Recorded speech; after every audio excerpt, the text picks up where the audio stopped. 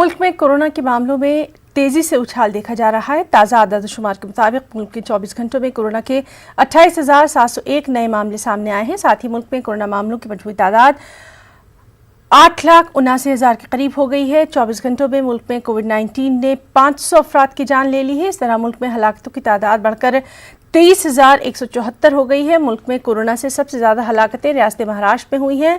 महाराष्ट्र में अब तक कोरोना से कुल 10,289 लोगों की जानें जा चुकी हैं। महाराष्ट्र में कोरोना मामलों की मजमूई तादाद 2,54,000 से तजावुज़ कर गई है। महाराष्ट्र के बाद दिल्ली में सबसे ज़्यादा हलाकतें दर्ज की गई। दिल्ली में कोरोना से अब तक 3,371 कोरोना मरीजों की जानें जा चुकी हैं। कोरोना मामलों की तादाद बढ़कर 1,12,000 को पार कर गई है।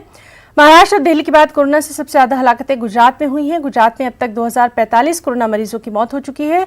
जुनूबी रियासत तमिलनाडु में कोरोना से अब तक 1,966 लोगों की जानें जा चुकी है।